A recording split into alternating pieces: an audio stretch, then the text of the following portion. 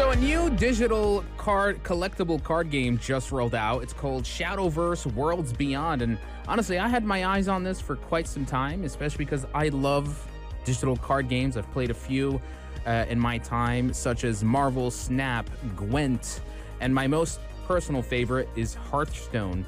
And I was hoping that this could be my next CCG that I could play with my friends, only to find out that the game is apparently the most lowest rated card game to date, and it's due to its very predatory monetization.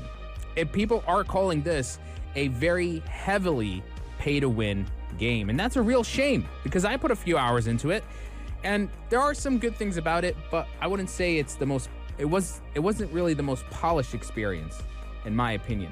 And so now you have what's supposed to be a celebration of a new digital card game that people can enjoy has now become one of the most negatively reviewed card game of all time. And the main reason is very simple.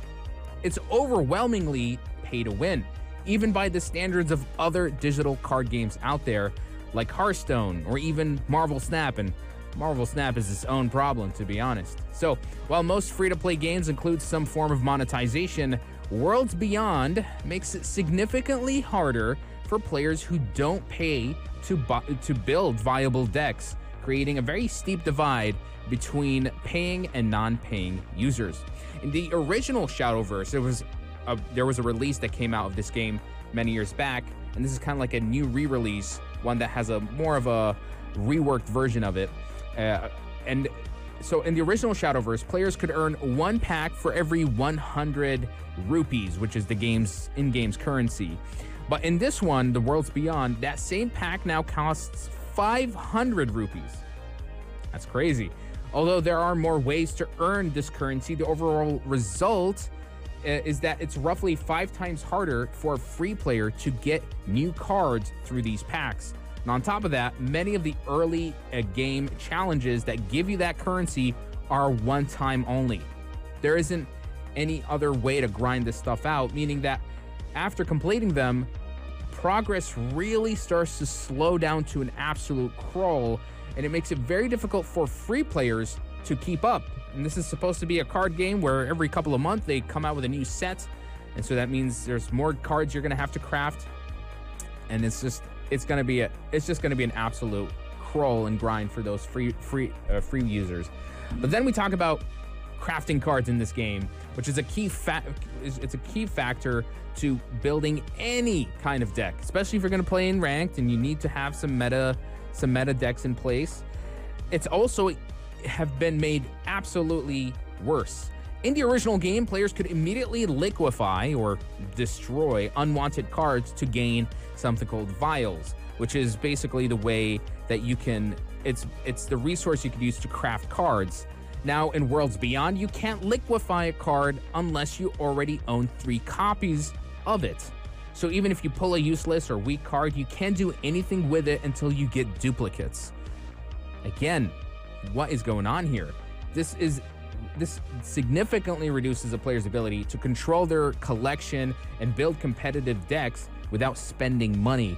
And so the amount of vials gained from liquefying cards has also been reduced, especially for common and silver cards, for the common and the uncommon. And this again, it hurts that, deck building experience. So not only is crafting harder, but also it's less rewarding.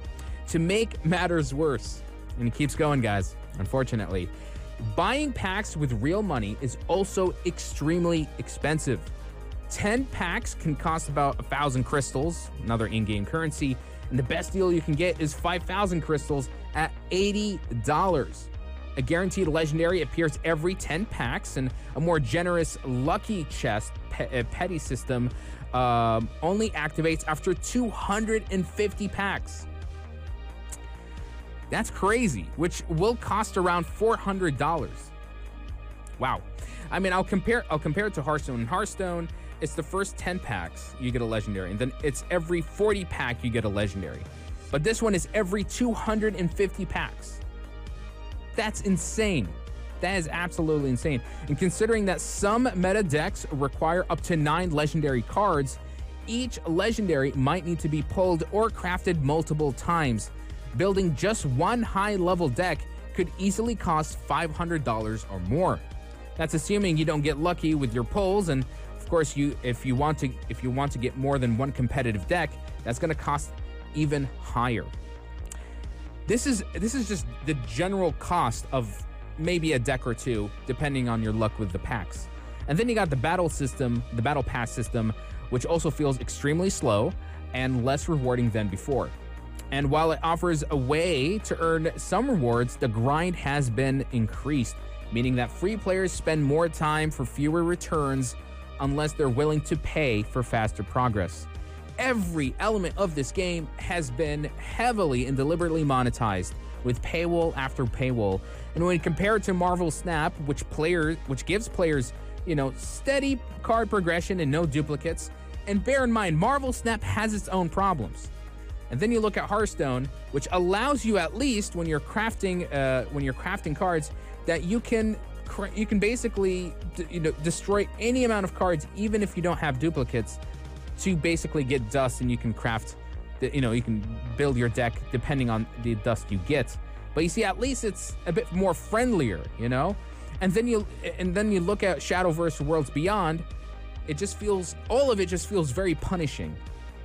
Even if you don't, especially for a free user, you're gonna suffer so much.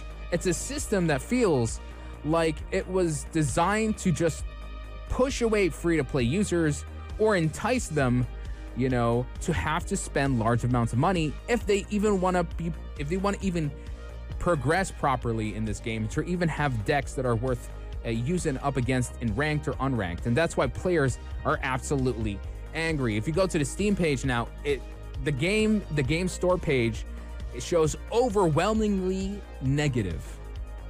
That's crazy. And it's a shame, because for the 3 hours that I played this game, I did enjoy it. I do have my qualms. I do feel like there's some, UI design issues that could be done a little bit better, because especially if you're a new player and you don't know all the cards yet, and then you see how fast the game plays, if you don't have those cards memorized, it does get a bit daunting.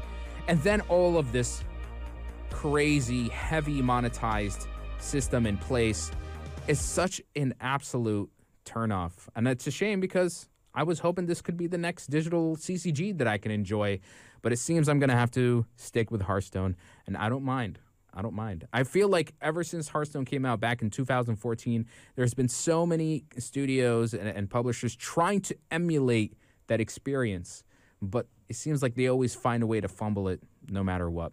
But do let me know, what's your opinion and thoughts about this? Have you tried Shadowverse Worlds Beyond? What do you think of its pay-to-win monetization? And how does it compare to another CCG that you personally play? And what is your personal favorite CCG that you enjoy? Would love to hear your thoughts and opinion on that.